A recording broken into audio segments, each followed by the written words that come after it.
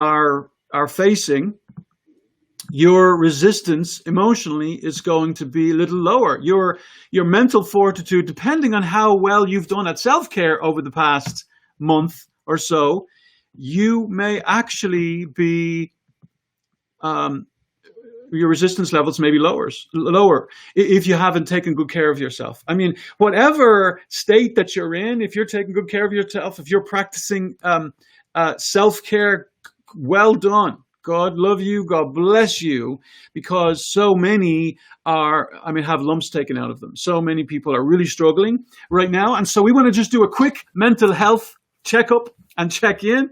And I think my experience of technology this morning, trying to get ready for this, or not just morning, but like right at lunchtime, I have a setting that I need to change on my computer, that it's set to automatically update when you power down, and reset. And I was thinking I was going to reset and, all guns blazing, ready to go, only to find out that the computer said, yeah, I'm going to take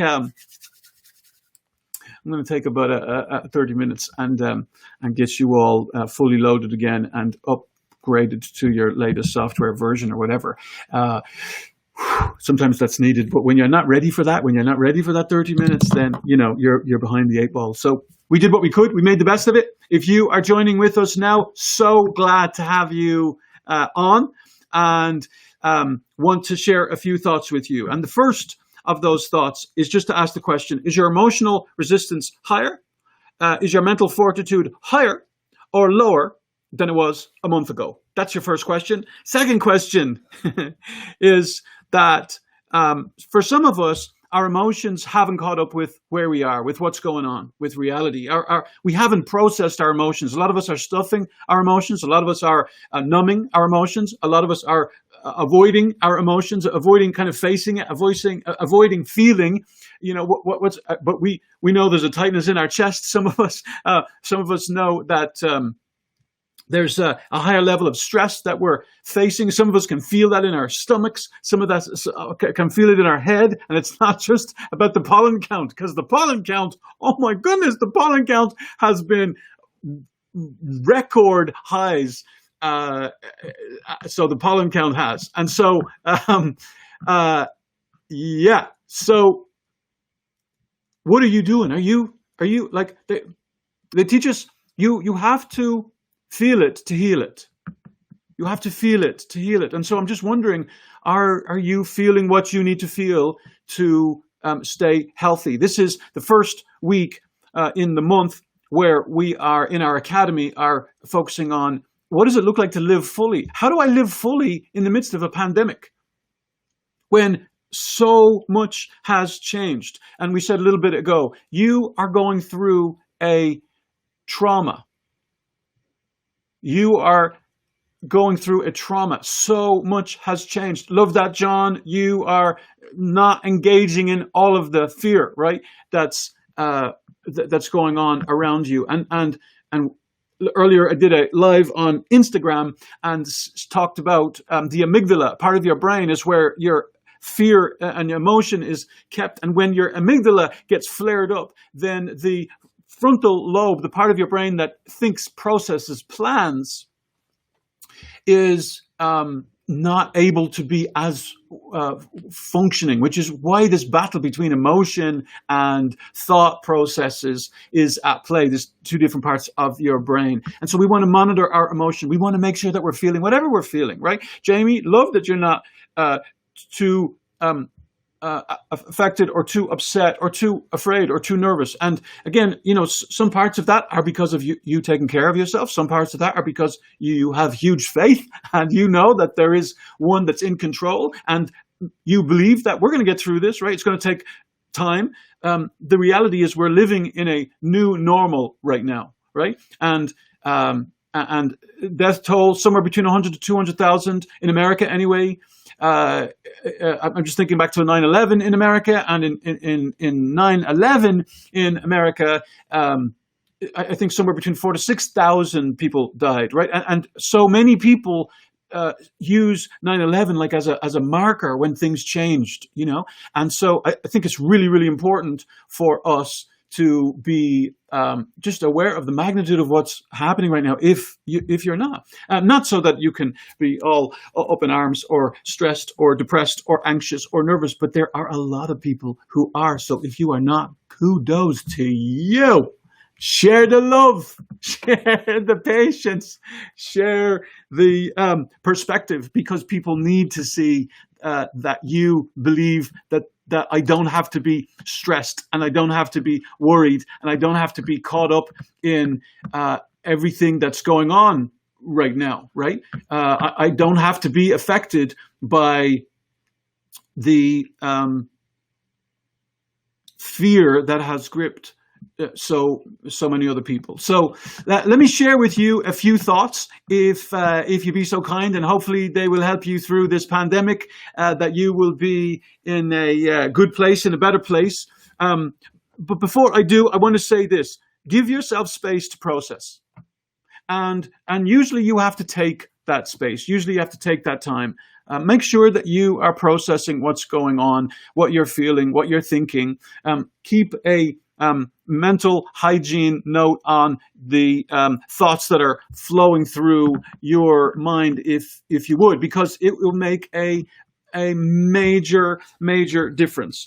Let me also just share a couple more thoughts. I won't keep you too long, and I wanted to, in just thinking about the changes and the loss that we're all experiencing, right? I mean, you will hear, if you haven't heard yet, that there's a lot of grief that we are experiencing. There's a lot of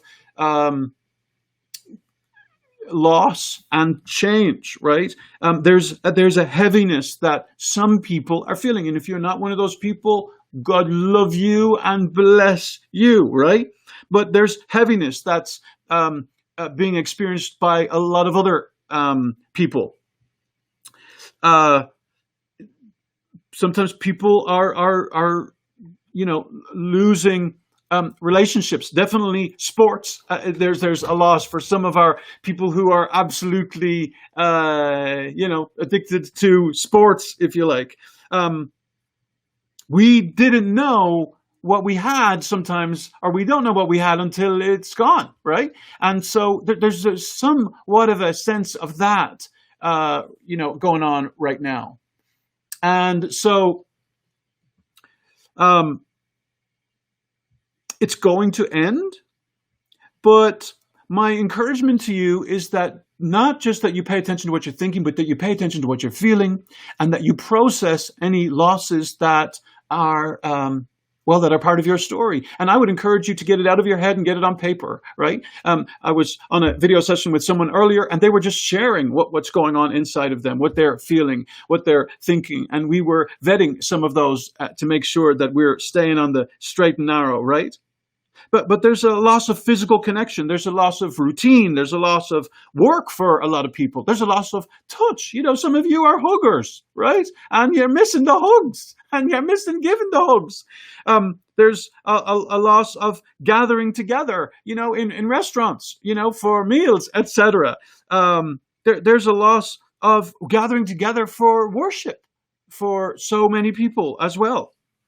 And it's important to consider, hey, if you're grieving right now, because you might be grieving. And if you are, how are you processing maybe that grief, that loss? How are you processing loss? Are you processing loss? The worst loss is always yours, right? A lot of times we're looking to compare loss, around us, and I guess my encouragement, or the thought here, is just that you don't devalue your loss, that you don't devalue your struggle just because there are other people in the world that are, again, dealing with different types of losses, and that in your eyes may be more severe to yours. I remember Granny Kelly used to say, sure, there's always somebody worse off in the world, Kevin, And I know what she was trying to do. God love her. She was just trying to give me a bit of perspective, right? Um,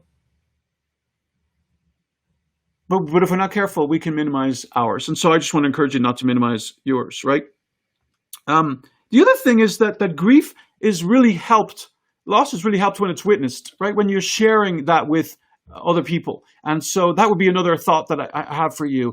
Make sure that you're not grieving alone, or that you're not just dealing with the pain or the loss or the frustration or the anger alone, but that you're bearing one another's burdens, right? And Scripture says, and so fulfilling, right, the law of Jesus, but bear one another's burdens. You're not supposed to carry it all yourself, right? And so that'd be another thought, and just give permission to people to respond to loss differently, right? Because we don't all respond to loss in the same way.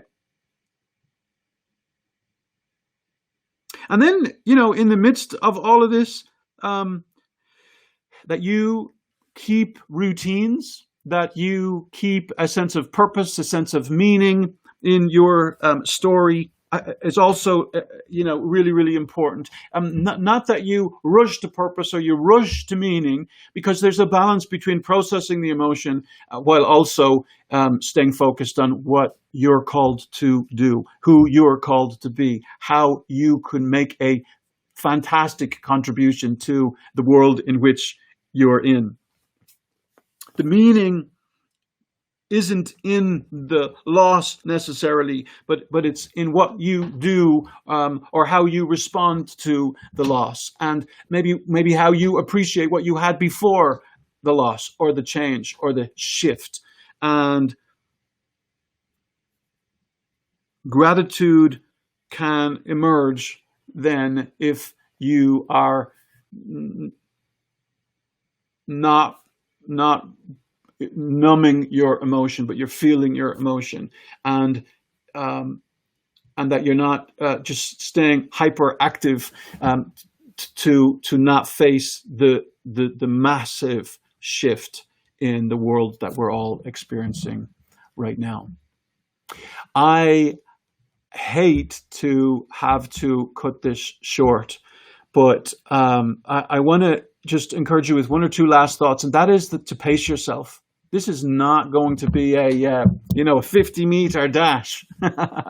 It's going to be a bit of a marathon, and so you may need to firm up your fences, your boundaries, and keep them, and look for help to help you keep them.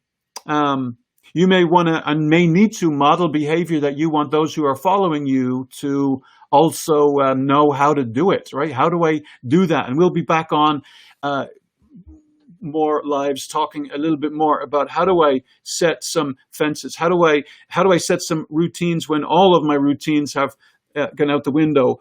Some people kind of feel. And then probably I just want to encourage you that the people that are around you are the very people who you may need. In fact, who you do need right now to make it through this pandemic, not in an unhealthy way, but actually in a healthy way. Again, I love the guy I was chatting with earlier. Was kind of sharing that he has somebody in his life that they're not great at of words of affirmation, right? And I was thinking, hallelujah, hallelujah that they're not, because my friend has a tendency to look too much to the people in his life to give him a thumbs up, right? Instead of living from the place of having a thumbs up and being fully himself to the people that are around him. Sometimes we can get stuck in a performance-based acceptance trap, and so consider that the people that are in your life are the exact people actually that you need. And so with my brother that I was talking to earlier, not my literal brother, but another chap that I was talking to earlier, it's allowed things to come to the surface that he needs to see, that he needs to face, that he needs to deal with before he's able to move on. So with all of that, I'm going to say, God love you. God bless you. Hey, if you've got any questions, pop them in the chat area, pop them in the comments section. I will come back and I promise you I will answer every one, but I am already 6 minutes late for me 1 o'clock. So I'm going to say cheerio. God love you. And I will see you down the road. If you've got any questions as part of the academy, you can send them to the email address that you normally send them to. And for those of you who are wondering, are we still in business? Yes, we're still in business. We're an essential service. And so we have folks coming in, children coming in, all different family members coming in for sessions, as well as on the phone and on video. So if we can help you, 800-910-5060 is what our phone number is. Leo Croker, God love you, man. It's been so long. So good to see you, bro. So yeah, let me just let me pop this up here for you all. 800-910-5060.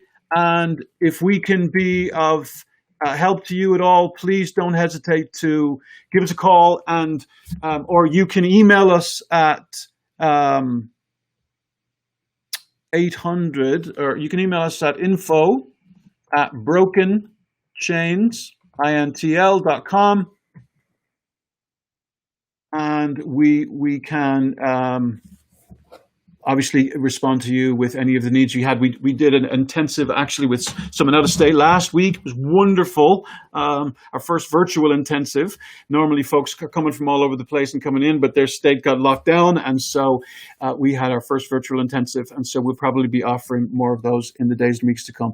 I've already said way more than I've intended. God love you. God bless you. And I look forward to seeing you down the road. Take care. Bye.